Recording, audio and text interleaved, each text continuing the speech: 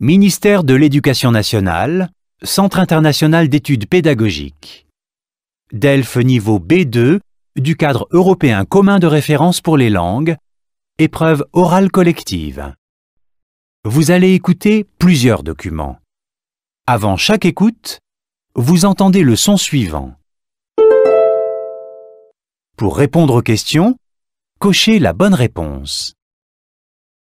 Vous allez écouter 2 fois un document. Vous écoutez une émission à la radio. Lisez les questions. Écoutez le document, puis répondez.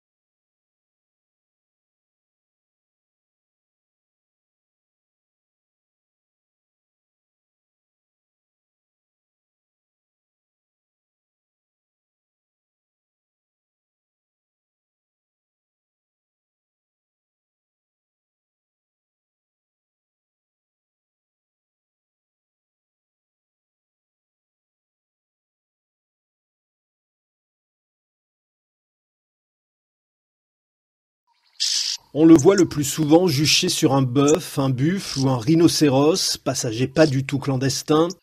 Le pique-bœuf picore la peau des animaux à la recherche de larves, de tiques, un antiparasitaire naturel pour mammifères qui peut aussi servir d'alarme à l'approche d'un danger.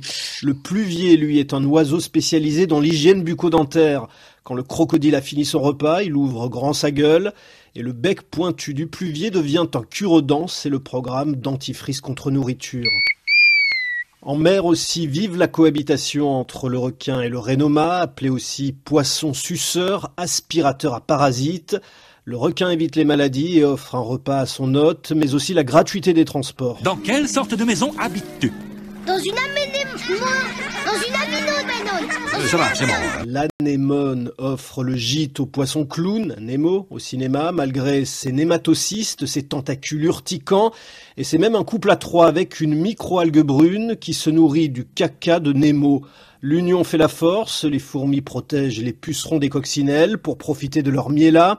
Le baobab ne fleurit que la nuit, ça tombe bien et pour lui et pour les chauves-souris, animaux nocturnes. La pollinisation est un mutualisme à grande échelle pour se reproduire. 170 000 plantes sur la planète ont besoin de l'aide plus ou moins volontaire, de 200 000 espèces animales venues profiter du nectar ou des graines qu'elles feront voyager. L'entraide et le partage, c'est l'avenir de l'espèce. Quand la vie est trop lourde, portons-la à plusieurs. L'alimentation est la cause première du mutualisme et voici l'exemple du grand indicateur. Le nom de cet oiseau d'Afrique ne doit rien au hasard, il indique aux humains où sont les ruches d'abeilles. Au Mozambique, les hommes de la tribu Yao les appellent grâce à un cri transmis de génération en génération. Les oiseaux leur répondent et les guident vers la ruche. Une fois que les hommes se sont servis en chassant les abeilles, l'oiseau finira les restes. Un exemple quasi unique de mutualisme entre humains et animaux sauvages. La domestication animale, elle, pousse la logique à l'extrême. À la fin, ce sont toujours les humains qui gagnent quand ils nourrissent le bœuf ou le cochon avant d'en faire leur repas. L'être humain, animal égoïste par excellence, pratique toutefois un mutualisme équilibré à travers son microbiote intestinal, les innombrables bactéries qu'il nourrit et qui le protègent. Dans 1 gramme d'excréments humains, il y a 100 milliards de bactéries. Ensemble, tout devient possible.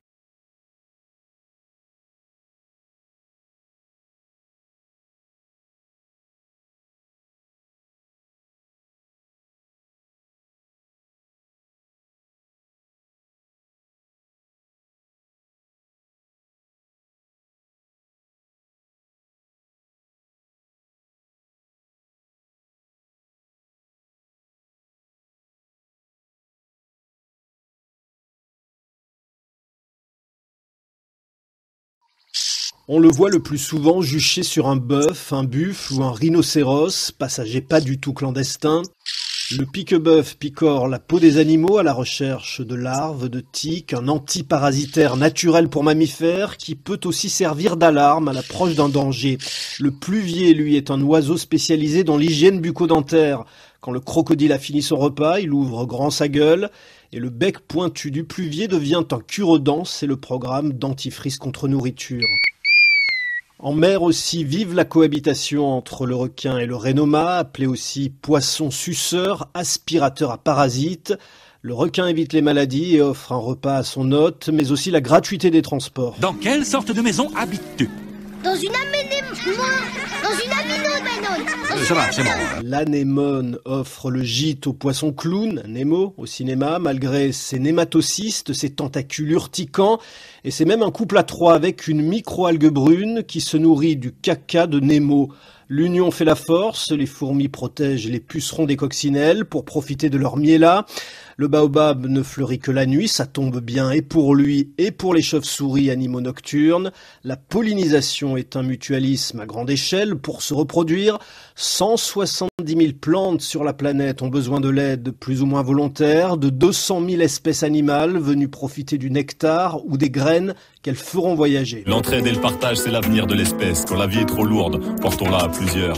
L'alimentation est la cause première du mutualisme et voici l'exemple du grand indicateur.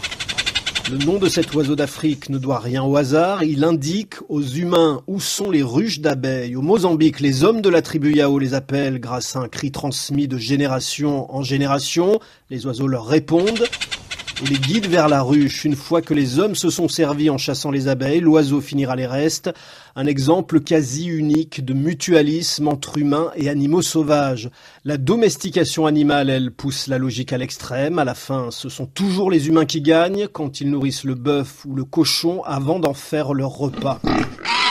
L'être humain, animal égoïste par excellence, pratique toutefois un mutualisme équilibré à travers son microbiote intestinal, les innombrables bactéries qu'il nourrit et qui le protègent. Dans 1 gramme d'excréments humains, il y a 100 milliards de bactéries. Ensemble, tout devient possible.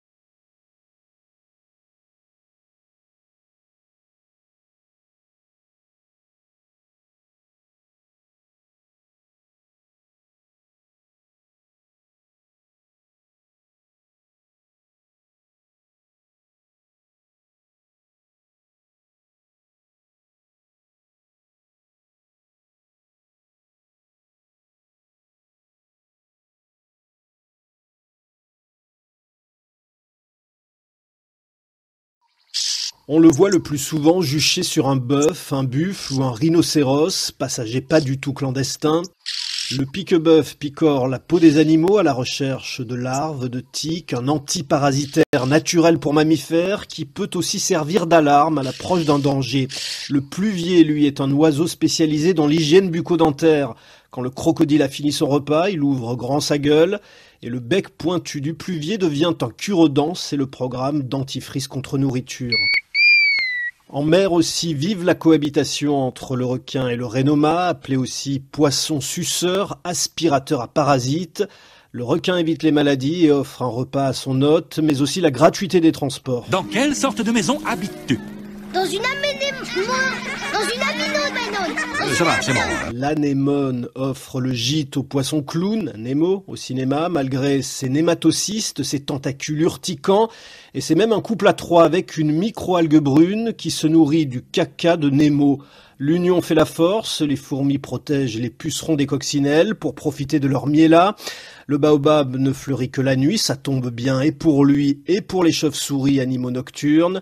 La pollinisation est un mutualisme à grande échelle pour se reproduire.